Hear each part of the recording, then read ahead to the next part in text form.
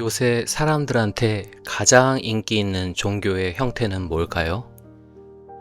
오늘날 많은 사람들이 영적이지만 종교적이지 않은 삶을 추구하고 있습니다. 기독교의 가르침, 사랑, 예수님의 인격에는 매력을 느낍니다. 하지만 교회에 나가시겠습니까? 라는 질문 앞에서는 뒷걸음질 치지요. 굳이 사람들 틈에 껴서 상처받고 싶지 않아요. 그냥 혼자서 성경 읽고 유튜브로 설교 듣고 착하게 살면 되는 거 아닌가요? 교회 다니는 사람들이 더 이기적이던데요. 이것은 너무나 뼈아프고 타당한 지적입니다. 실제로 많은 교회들이 세상의 일반 공동체들보다 더 권위적이고 위선적인 모습을 보여주었기 때문입니다. 그래서 오늘날 많은 구도자들은 나홀로 신앙을 택합니다. 내 방식대로 하나님을 믿고 내 스케줄에 맞춰서 영성을 관리하죠. 간편하고 효율적이면서 무엇보다 사람에게 상처받을 일이 없어서 매력적이죠. 하지만 만약 기독교라는 신앙의 본질 자체가 혼자서는 절대 불가능한 것이라면 어떨까요? 만약 우리가 찾길 원하는 나의 진정한 행복과 나의 영적 성장이 불편한 타인과의 부대낌 속에 숨겨져 있다면요? 성경의 맨 처음 창세기 첫 장을 보면은요, 하나님은 세상을 만드시고 그 세상을 바라보면서 계속해서 좋았다라고 말씀하십니다. 그런데 딱 한 번 좋지 않다라고 말씀하시는 장면이 나오는데요. 그때는 죄가 아직 세상에 들어오기도 전이었는데 뭐가 좋지 않다고 하신 걸까요? 창세기 2장 18절에서 사람이 혼자 사는 것이 좋지 아니하니 라고 하셨습니다. 이것은 단순히 결혼하라는 뜻이 아닙니다. 인간은 삼위일체 하나님의 형상을 따라서 지음받았습니다. 기독교의 신은 단 하나의 독재자로서 존재하는 게 아니고요. 성부, 성자, 성령이 영원토록 서로를 사랑하고 높여주는 공동체로서 존재하십니다. 따라서 그분의 형상대로 지어진 우리 또한 관계 속에서만 온전한 인간이 될 수 있도록 설계된 것이죠. 현대사회는 개인의 자율성을 최고 가치로 여기지만 인류 역사상 가장 외로운 시대를 맞이했습니다. 사람들은 수만 명의 팔로워를 거느릴 수는 있지만 정작 내가 아플 때 죽을 사다 줄 친구는 없습니다. C.S. 루이스는 말했습니다. 천국은 철저히 관계적인 곳이고 지옥은 철저히 고립된 곳이다. 기독교의 구원은 단순히 나와 신의 1:1 관계 회복에서 끝나지 않습니다. 하나님은 우리라는 공동체를 구원해서 가족이라는 공동체로 입양하여 주십니다.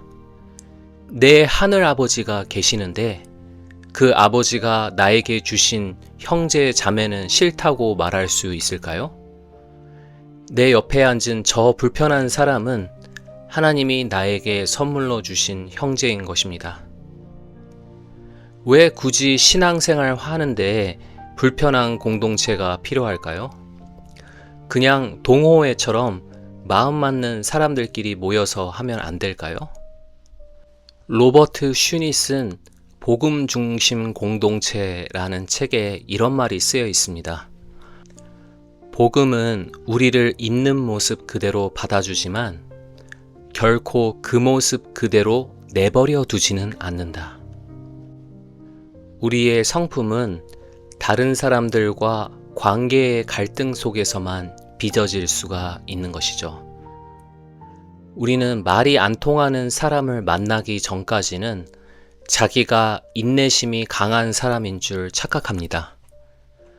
우리는 도무지 사랑할 수 없는 사람을 마주하기 전까지는 자기가 꽤 사랑이 많은 사람인 줄 착각합니다.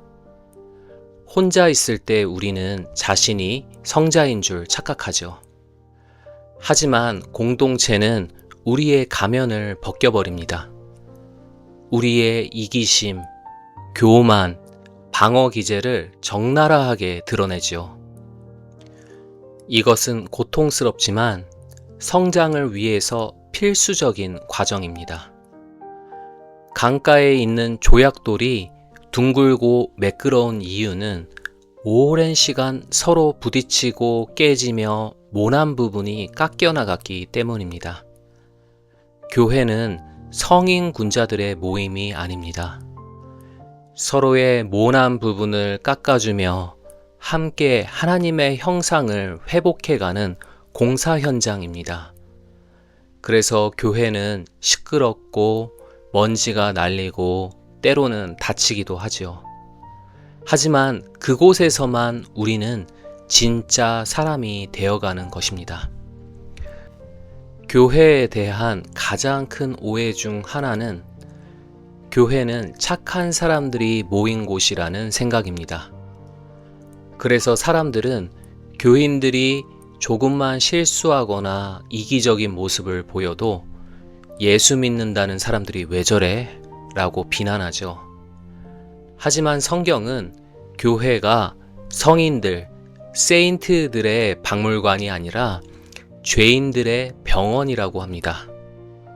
병원에 가보면 알게 되죠.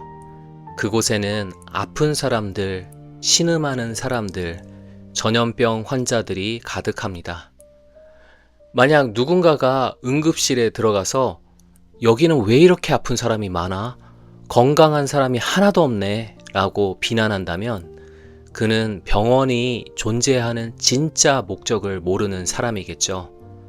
병원은 아픈 사람들이 있기 때문에 존재하는 곳입니다. 교회도 마찬가지입니다.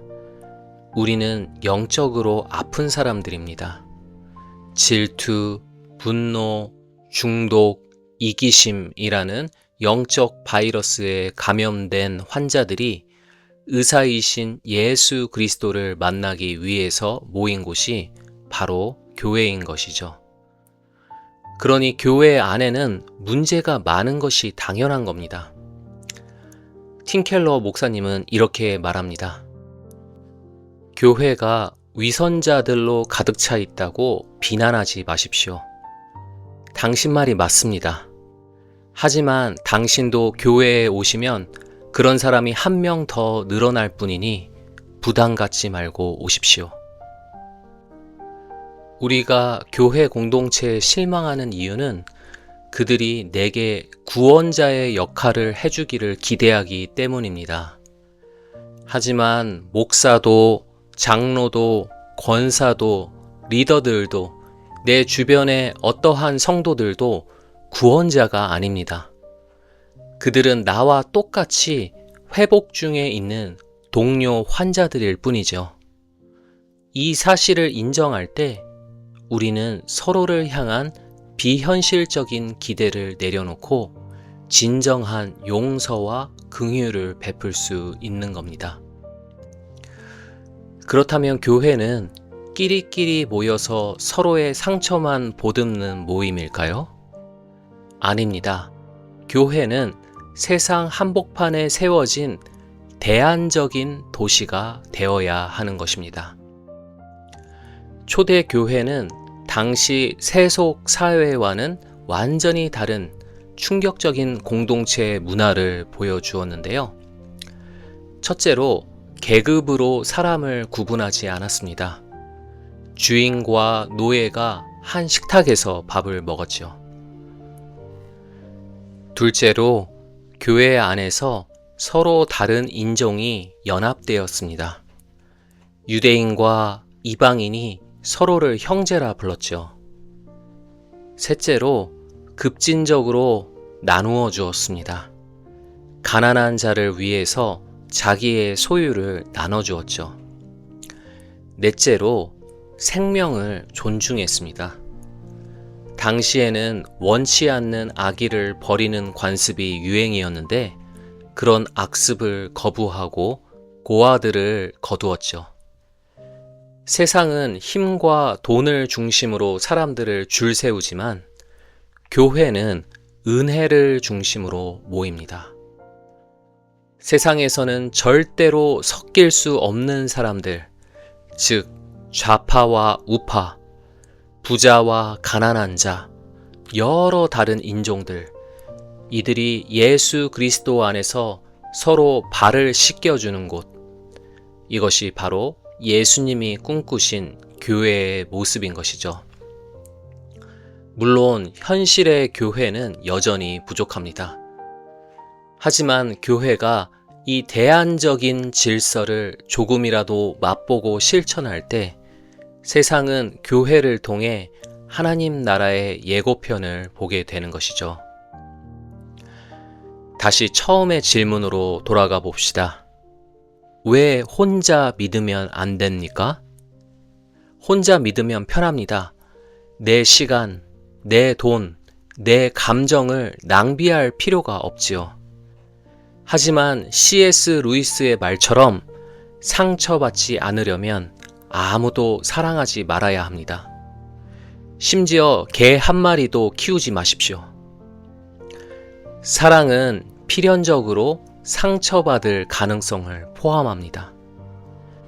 상처받지 않기 위해서 내 마음을 닫아거는 순간 우리는 고통 없는 지옥에 갇히게 될 것입니다. 교회는 결코 완벽한 곳이 아닙니다. 우리는 분명 교회에 대해서 실망하게 될 것입니다. 하지만 그 실망과 불편함 너머에 혼자서는 결코 경험할 수 없는 소속감과 성장, 그리고 하나님의 임재가 기다리고 있습니다. 나의 부족함을 숨기지 않아도 되는 곳, 나의 가면을 벗어도 안전한 곳, 하나님은 나를 그런 가족 공동체로 초대하고 계신 것입니다.